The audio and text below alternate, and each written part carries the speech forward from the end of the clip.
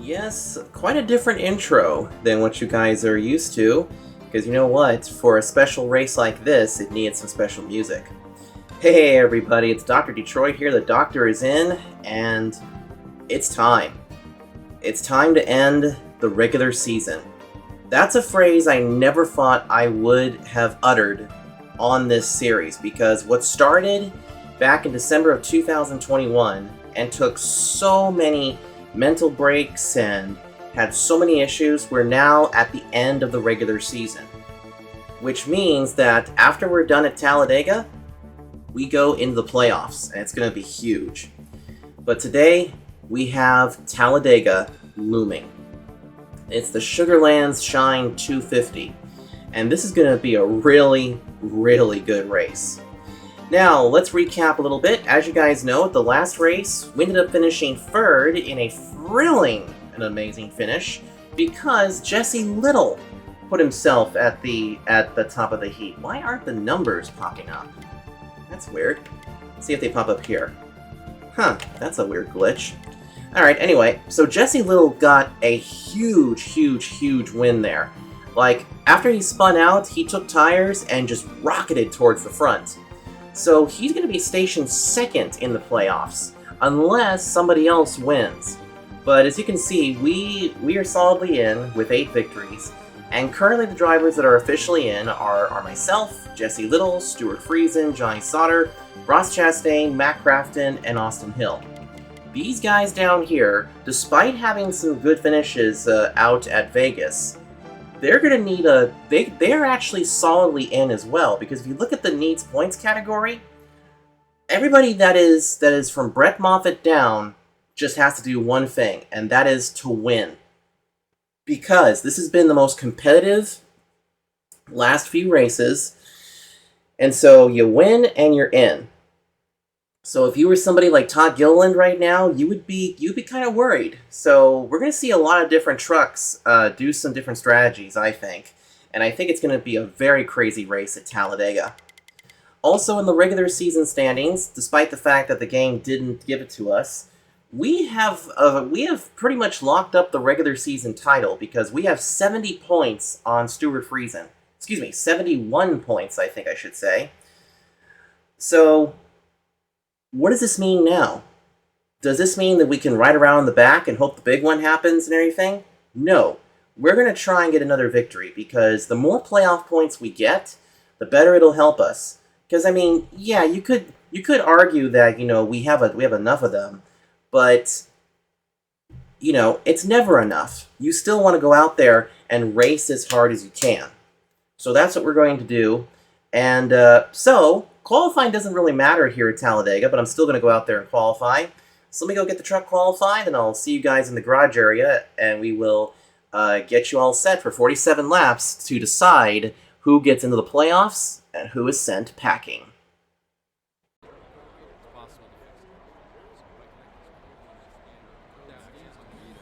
And I'm cutting in right now because when I went to record this race, I forgot to turn on my microphone. So what you're about to hear now is a post-commentary to this truck race.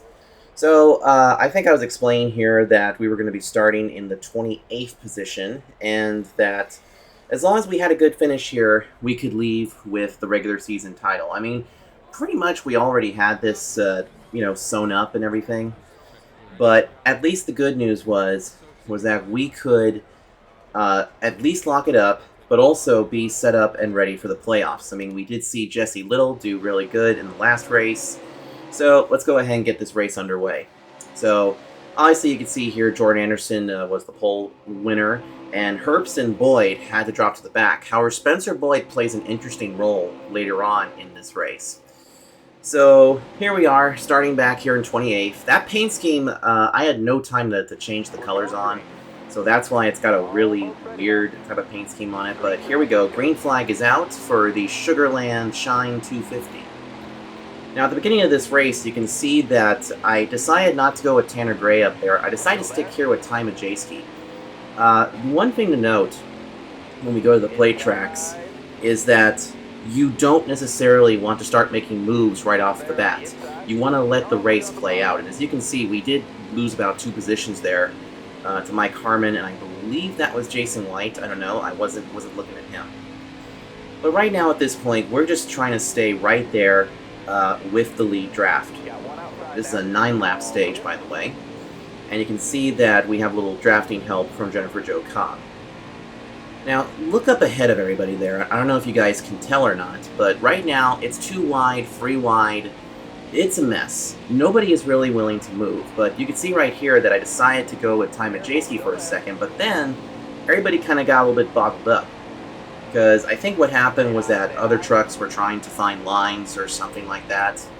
So we decided to go back here behind Vegas winner Jesse Little, which was not a bad place to go to at all. See Brett Moffitt down there in the 23 truck, and here comes Ty Majeski again. The reason why I chose not to go to the bottom so soon in this is because, you know, once again, you want to let the race play out, but you also want to see if everybody's going to get, you know, thinned out.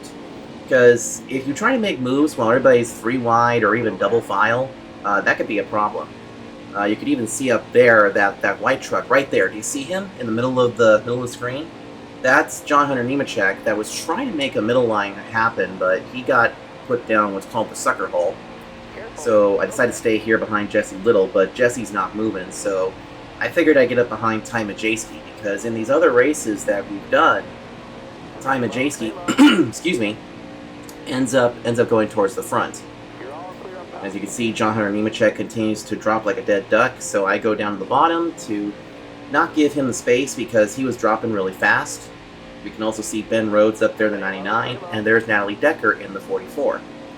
Now I want you to watch this very carefully, because coming up here, the field kind of gets a little bit discombobulated, and I'm not 100% sure why, because you can see it's pretty much wide open. Ty Majeski went up, he got a little draft there from Natalie Decker, so we're still going pretty good, and we're about to pass Zane Smith and Ross Chastain, the 40 truck there being Ross Chastain. So I decided to latch on again to Majeski. Up there on the far right, you can see that there's Tyler Ankrum with the orange back end and Joe Nemechek. But let's continue watching straight here, because look at this. This is wide open. All right, this is wide open, and I'm just laid the bumper here on the 45 truck, because, you know, I figured that we can move up and we can start making some moves here, but for some reason something weird happens at this point, I believe. You can see as we go through the corner, see, everything looks good. Everything, you know, just looks fine. And watch Angela Ruck here in that DWF truck. Do you see that? She suddenly went up to try and get a push run for Ty Majeski, but then here's where everybody gets all discombobulated, because now all of a sudden somebody got really jacked up back there, and I end up almost wrecking the 45 car, who pushes us below the yellow line. I really thought that was going to be the big one, but thankfully, though, he saved it. But what it did do is that it did split up the 2 packs a little bit. So now you had a 20 truck pack up ahead with 21st kind of running on its own. So either way, here we go up to the back of Mike Harmon. NASCAR Heat 5 has a way with taking some of the smaller trucks and making them move towards the front. So I figured, hey, I could possibly do something with Mike Harmon. I mean, up ahead there's Austin Hill, but watch Ben Rhodes here on the bottom, left side. He tried to make a huge move here, but I don't know if he had any help, but now he's going to get the help. He's going to get a little bit of help from Ross Chastain. So Ben Rhodes is now leading the inside line, but can't quite make the pass on Mike Harmon or even Austin Hill at this point. So now, at this point, I decided to stick with Mike Harmon because I see that we have clear track ahead of us. I could push this car to the front. But it seems like Mike Harmon was kind of content to just ride back here in 21st. I mean, just look at me on top of Mike Harmon's bumper there, or I should say tailgate. So at this point, I don't really like to leave people hanging, but I see the bottom lane is moving, and I can see Zane Smith going by me. Here comes Jesse Little in that Chartreuse truck, and he's now right below me. So now I'm stuck on the outside, so I'm like, sorry Mike Harmon, I'm going to have to find somebody else to come down. So I decided to move down to try and get a little bit of draft help with 3 laps to go in Stage 1. It's not looking very likely that we will get stage points, because now here comes Joe Nemechek to the bottom, along with his son, John Hunter Nemechek. Just kind of staying up here in the middle, just to try and, you know, just keep ourselves within the draft. But as you can see, we're almost at the very back of the pack. And currently leading the race is actually Sheldon Creed, which Sheldon Creed, I think, has more than enough points to lock himself into the show, as now Matt Crafton would take the race lead. Now I get a little bit of a room there to get in behind John Hunter Nemechek, so I figured, okay, what about if we drafted with John Hunter? Well, that didn't really help out very much, because you can see here that I'm pushing Nemechek, and I figured, okay, we can move ourselves up, but for some reason he just didn't want to move. So we try to go up towards the middle, not having it.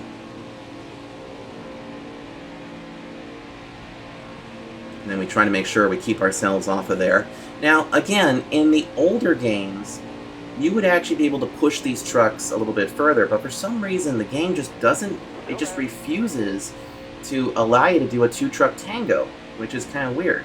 So I decide to get out of the way of John Hunter Nemechek. Now, we don't have any teammates in this race, because we're a single truck operation. I'm not aligned with any other trucks or anything like that. So it's definitely a little bit tricky to make some moves and stuff like it. You got 1 to go.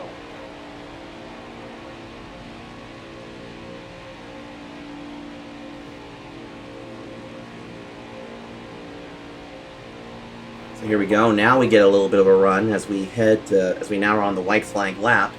I'm able to get around Jesse Little here, because I do get a little bit of a draft help here by getting off of Jason White. Because now that we're coming to the start-finish line, coming out of turn 3 and 4, this is where we could make some big gains. But I decided to go way up here, give Austin Hill a nice little shove, thinking that maybe everybody will just scatter all over the place and go from there, but not quite.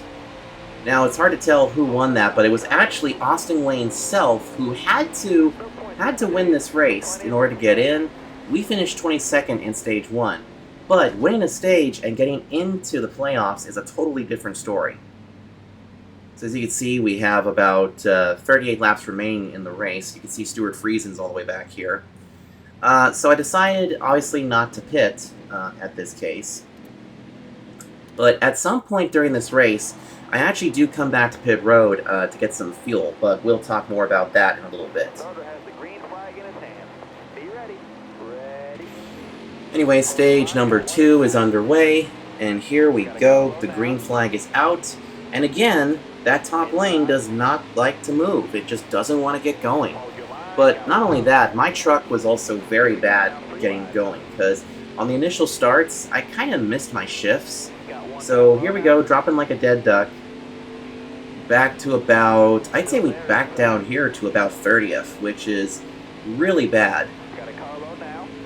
So we'll have to fix that when we come back here again. So finally get into 4th gear. At this point, I thought I had screwed myself big time, because now we're at the very, very, very back of the pack.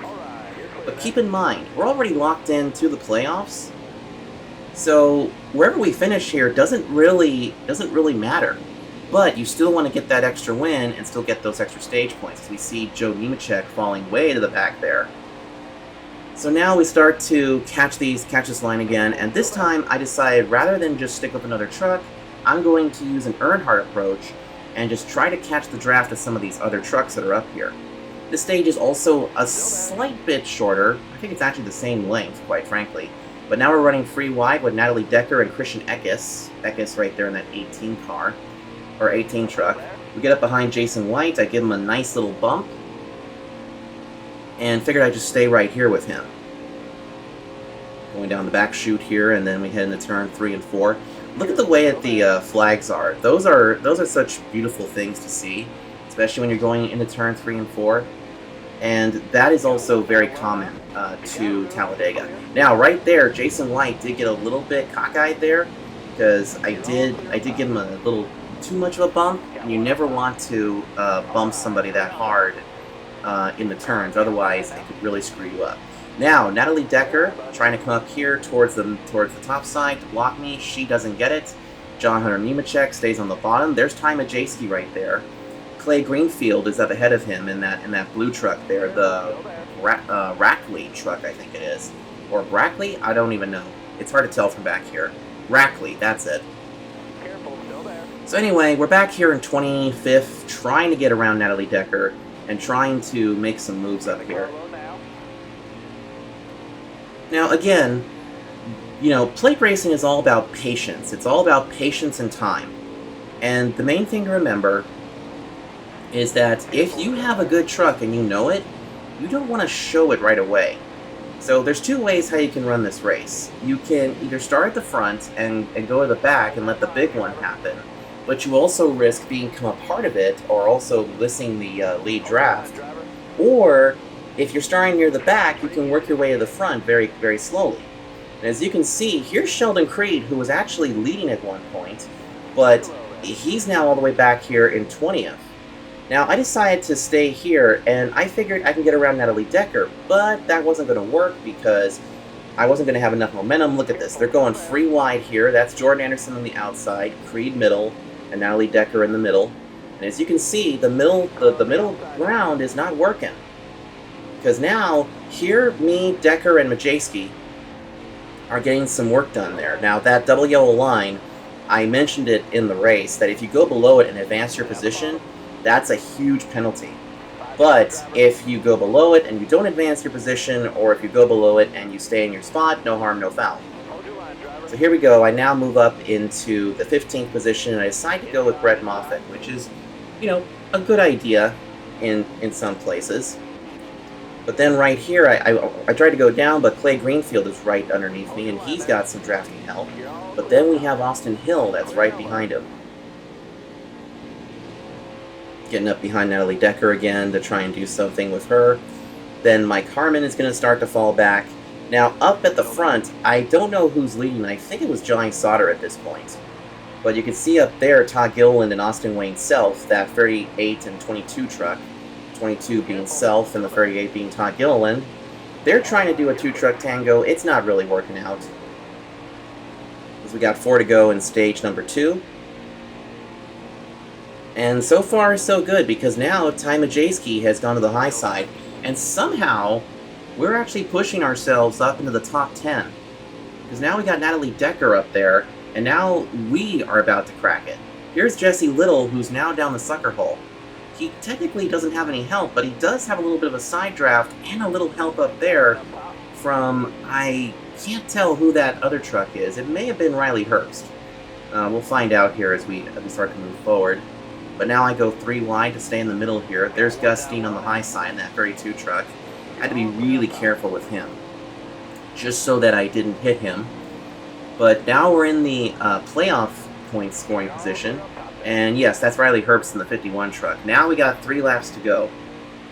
And so at this point, you're now seeing the main trucks up here. And look at Tyler Ankrum being up here. That's really good for him. But then there's a big spin when Spencer Boyd decides to just suddenly get loose, and we got collected in it, but we still finished 9th, which was really good news.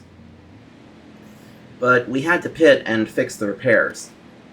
But here I decided on an interesting strategy, because when you're at Talladega, you're not putting too much pressure on the left side tires, it's all on the right side tires. So you can get away with doing a right side tire change, 2 right side tires, and getting out there. We also had to fix the damage too, because I don't know if you guys could see it on the front there, but now we have kind of like this slooping nose in the right-hand side.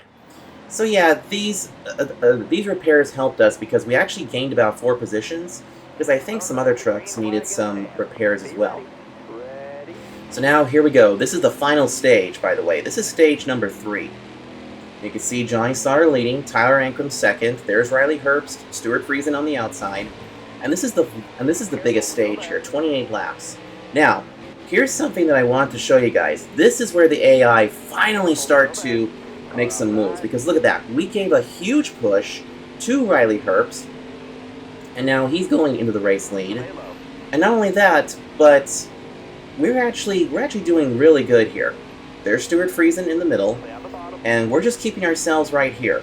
I'm not making any fancy moves, I'm not going up to block the lines or anything like that, but you can see that we start to fall back just a hair here. But look at that. Look who's in front of us. That is Mike Harmon. Where the hell did he come from? I mean, we were drafting with him at the very beginning of this race, but he didn't want to go anywhere. He wanted nothing to do with us. So now here we go, coming back to the front straightaway. Here the start-finish line, 27 laps to go. And you can see Tyler Ankrum is kind of hung up there in the middle. He does have some help from Sauter, but unfortunately they start to fall back. Stuart Friesen right there, my rival in the championship. I mean, pretty much at this point, if the race ended now, Friesen would only gain maybe like 2 points on the championship, and then that would be it. I mean, he's still in the playoffs, but take a look at the run that Tyler Ankrum just got there, pushing Stuart Friesen. Now, you see up there that Riley Herbst decided to fall back, and now Jesse Little, who was the surprise winner at Las Vegas, is now leading the way. I mean, this is the little team that could. I mean, we have 2 little teams that could up here at the front, Jesse Little and Mike Harmon. I mean, this was mind-boggling to me. Because, you know, here we are, we're also too a little team that could, because, you know, we don't have, like, the big stuff like the other teams do, you know, in terms of teammates or anything like that. All right, you're clear.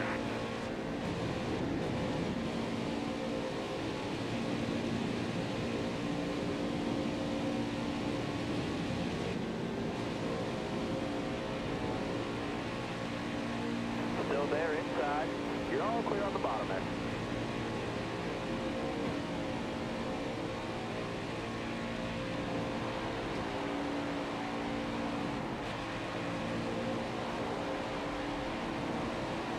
And now look at us pushing Mike Harmon to the race lead. We got a really great run there, and we were able to put Mike Harmon into the race lead. And that was really cool, but take a look at this. We tried to do a 2-truck tango on the outside, but again, you know, more trucks are better than 2, that's for sure. Still there.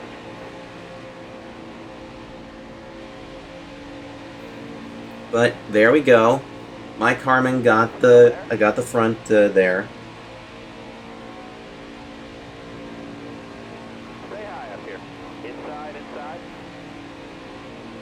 But now here comes Jesse Little with Austin Hill towards the bottom, but can't quite get it done. Got a car low now.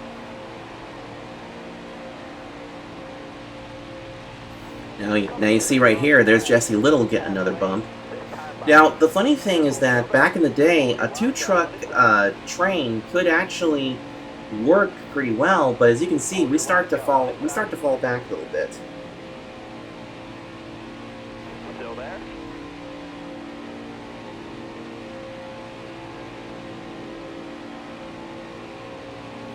Still there. But right now, we got 3 wide here, Austin Hill to the middle, and there's Gus Dean right there. Now, here, I tried to stay with Mike Harmon the best I could, because I thought I could do something with him, but unfortunately I just couldn't do it, and as you can see, he tried to go down.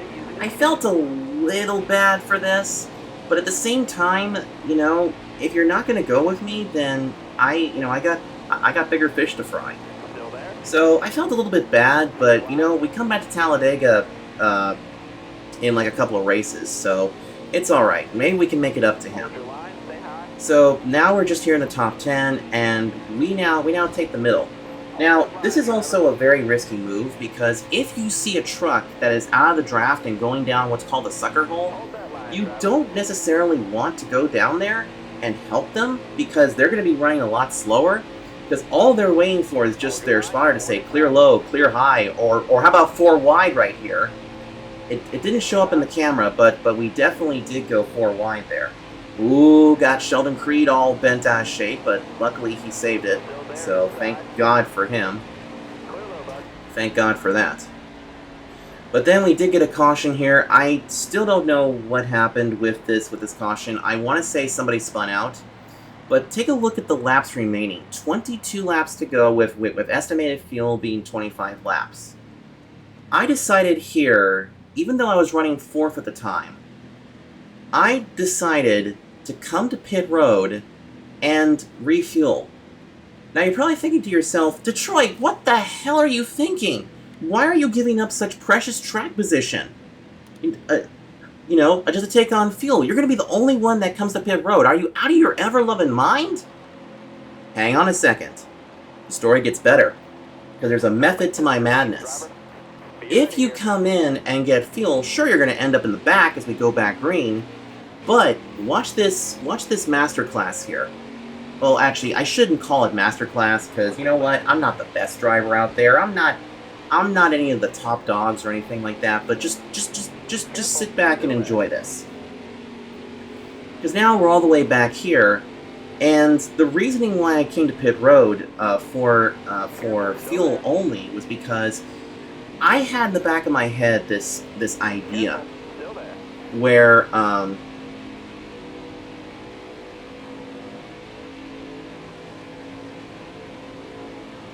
I had this moment where I had a feeling like maybe this is going to end in a green-white checker, and if it does, we could end up running out of fuel. So I decided I would come to pit road, get that fueled up, and be there.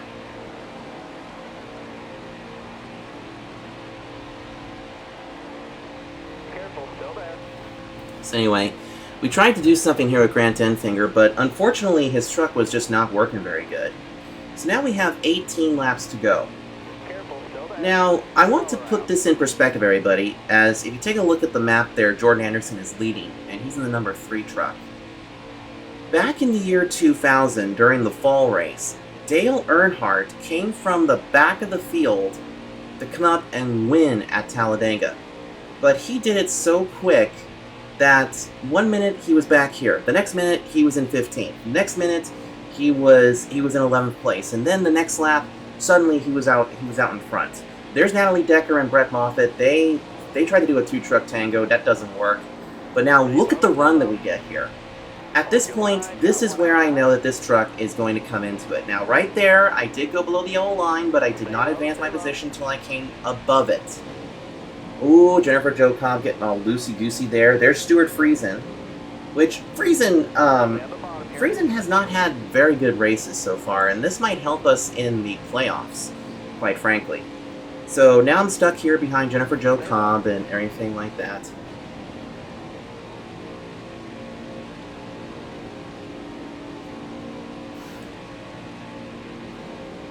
Still there. We just gotta keep an eye out here on this, and then Jennifer Jo Cobb suddenly starts to wiggle, and we move up into the 20th position.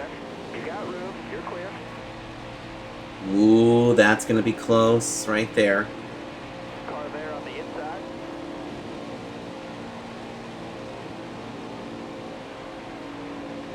Now we're back in here behind Tanner Gray, Still there. who we saw earlier in the race, but I decided not to work with him. But now, look at this. Everybody starts to go all weird, and remember that thing earlier when everybody got discombobulated? Careful. We stayed up here near the high side instead of, like, going down and staying in the middle.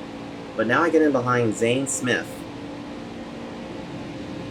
which is great news. Hold that line. And it's also a very good way, too, because now we're getting past Josh Reum.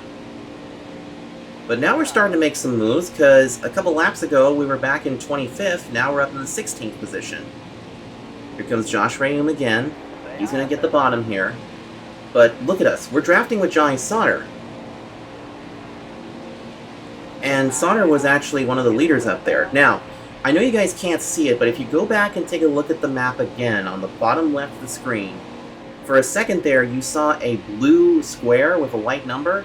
That was Clay Greenfield. Meanwhile, while I'm back here mixing it up with everybody, up at the front, it's a battle of the smaller teams like Clay Greenfield. So Jordan Anderson, and 2 other trucks were battling for the lead here, but I wasn't concerned about who was leading. I was more concerned about where to place my truck. As you can see, there's Sheldon Creed up there. He has no help, so I decided to stay here with Josh Rayum. There's Riley Herbst again to the bottom. Herbst is really amazing in this race. I gotta say right now that I was very impressed with the way Riley Herbst raced in this, and it was very good. I hope he does well. I forget if he's already in the playoffs or not, but I'm pretty sure we'll find out here in a sec. Anyway, now we have 14 laps to go. This is go time.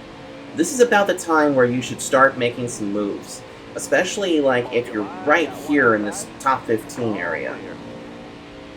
There's Jesse Little again, and there's Mike Harmon, who's trying to get a good draft. Again, I dipped below the yellow line, no harm, no foul, because I didn't advance my position.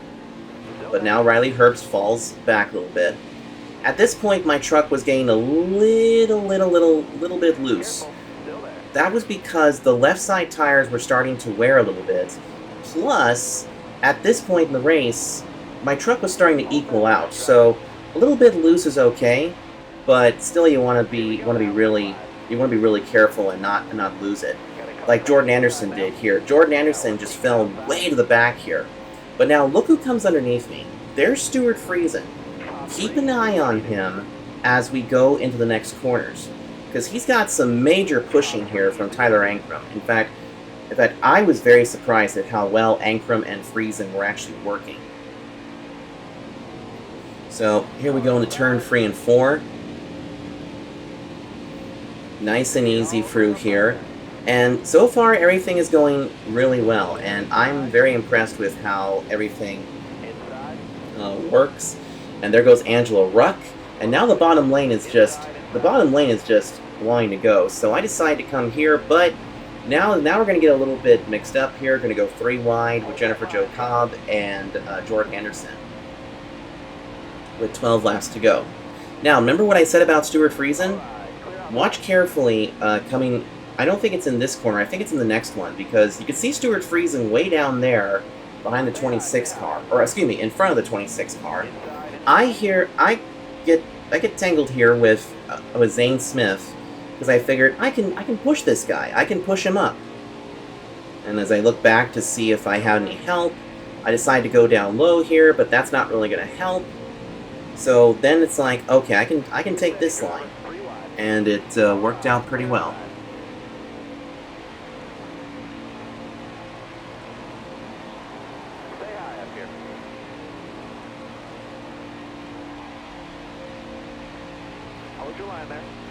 So Clay Greenfield now is going to fall into my clutches, and as we go into turn 1 and 2, you're going to start to see that now everybody's getting a little bit antsy, and we're here on 14th, and we're right behind Austin Hill. We got to be really careful here, because again, you do not want to make your move too quick and also too hastily. There's Jason White on the outside. He was drafting with Tyler Hill. I don't think Austin and Tyler are related. I'll have to take a look at that and make sure if that's true or not. But it is kind of weird seeing 2 trucks with the last name of Hill on there. Inside. I need 10 more solid laps. Concentrate for me. Hold your line there. Top 3, use it if you need it. Ooh, got a little bit tight there, and got a little bit of contact from somebody. Turn 2 down the back chute here. Getting behind Brett Moffitt. Yeah. I kind of get a little mixed up because some of these trucks look a little bit similar. You're clear there.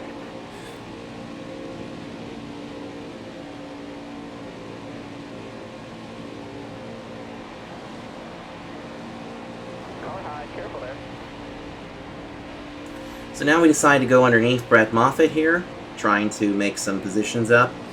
And as you can see, we're getting down to it. We're getting down to just 9 laps to go, and look who's starting to blow up. It's Stuart Friesen. But I don't know if he was blowing up or if he was overheating, because at this point in the race, if he was out of it, he probably would have spun out. Because, believe it or not, he didn't actually blow a motor.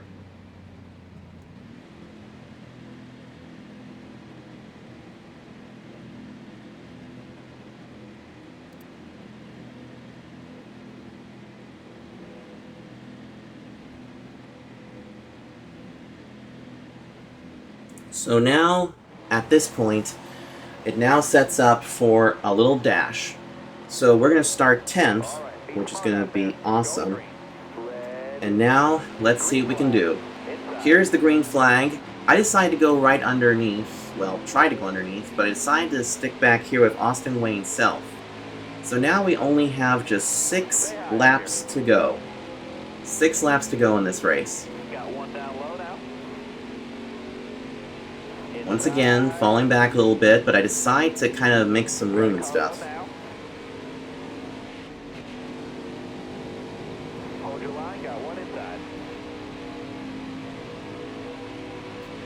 But here we are, we're stuck in the middle again. There's Spencer Boyd, who actually crashed earlier, but is now back up here. Now, you might be thinking to yourself, with 6 laps to go, oh, you're screwed. Well, just have a watch. Look at this, 4 wide, we had a great run right there, because we got around Austin Wayne Self. I get in behind Tyler Reddick, give him a nice little bump. But here's Ross Chastain going down the sucker hole, but he does have some help with Todd Gilliland in front of him. Meanwhile, it's also Matt Crafton up at the front, and also Gus Dean. Ooh, got a little bit bent out of shape there, so I think that's Tyler Ankrum. Got a massive hit from Spencer Boyd. And at this point, you have to really keep in mind too. You don't want to make any stupid moves. I mean, normally with about 5 to go, this is usually when you think, okay, I gotta make these moves, I gotta do this, gotta do that. But sometimes when you make the wrong move, it's gonna screw you over. So you can see right here, I'm still in 7th. I am up here with Chastain. I decided to go down with Brett Moffitt, but also could see that something was going to be all weird. But luckily it wasn't. As we come out of turn, as we come into the tri-oval, 4 laps to go. Now, keep in mind, we have not led a single lap in this race, alright? But as you can see, we are setting ourselves up pretty good, because we're back here in the 6th position. Todd Gilliland is starting to fall back. And he's going to try and find some help from behind, but that's not going to work. So he starts to fall back. And at this point, it's now kind of single file, but if you notice, Matt Crafton has now gone to the high side. So I'm literally pushing the back of Brett Moffitt here, because me and Moffitt are moving towards the front. But now at this point, Brett Moffitt doesn't know where to go. He doesn't know whether to help with Ty Majeski or Gus Dean. But it looks like that he decided to go down towards the bottom and help Ty Majeski, but then he suddenly shoots up the racetrack to try and break the draft. But then he hangs here in the middle because Austin Hill is right there. So now I have this opening here, but he tends to slip himself back in. But look at Gus Dean on the outside. Gus Dean is going to start his decline here. Austin Hill up on the high side. I have a little bit of help from Clay Greenfield, of all people. Now, Ty Majeski goes to the high side. He's trying to help Gus Dean, but that's not going to work. In fact, Gus Dean is right there. Ty Majeski's going to fall right near the back. So now, here we are. We are now behind Brett Moffitt. So we are now at 2nd place, well, 3rd, because Gus Dean is still on the outside. However, keep this in mind. Keep this in mind. With 2 laps to go, anything can happen. So now, at this point, I'm thinking, how am I going to get past Brett Moffitt? I could possibly stay here and think bigger picture. As you can see, I got a snarling pack of trucks behind me. But then, watch this. Brett Moffitt suddenly goes high, because he thinks he's going to get a little bit of help. But watch Clay Greenfield here. He's on my back tail section. He gives me enough of a push, or enough of a draft, that I now am past Brett Moffitt. So we are now in the race lead of the Sugarland Shine 250 with 1 lap coming at the line. 1 lap to go, presented by Credit One Bank. Now right here, but hold on, we got a caution, which set us up for a green-white checker.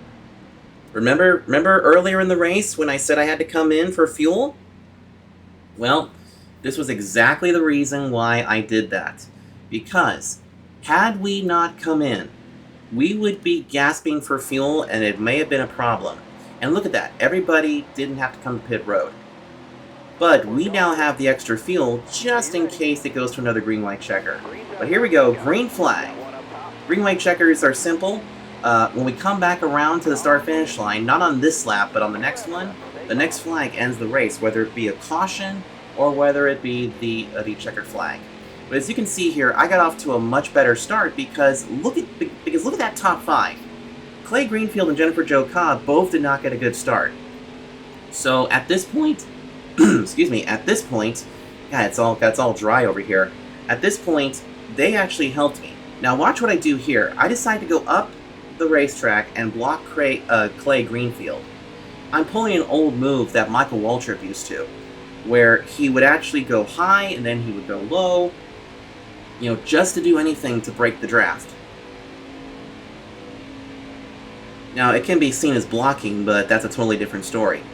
So now we come off of turn 4 and we scream down the front straightaway, and now we come to the official white flag presented by Credit One Bank. And again, there's Clay Greenfield coming up to the back of me, and then he decides to split off, so now I have 2 lanes to worry about. Now Clay Greenfield is going to try and do it on the high side, but he's going to fall back in line, as now Johnny Sauter will move into 2nd place. Now when you're leading the race here, you are mirror driving the entire time, meaning that you're looking in the rearview mirror, you're seeing that there's a bunch of snarling trucks behind you, you can see the top line is coming up fast, you can see everything is just, you know, going insane. And as we come out of turn 3 and 4, I'm hugging the bottom. In fact, if you're going to pass me, you're going to have to do it on the top side for the most part. So as we come out of turn 4, it's been a crazy-ass race, but coming to the checkered flag, we will win the Sugarland Shines 250 at Talladega, lock up the regular season championship, and let the playoffs begin. God, watching that again is so much fun, because you kind of get to see how you do things. So now here we are, striking a match and burning it down. And what's funny too is that you guys will get to see Talladega again, because I think we go back to it in the playoffs. So we now have the regular season championship away from Stuart Friesen, which was awesome. And we are also now at the top of the heap when it comes to the point standings. So now the next couple of races, which are actually the next 8, are all going to be playoff races. So hopefully those are going to be fun and they will go fantastic.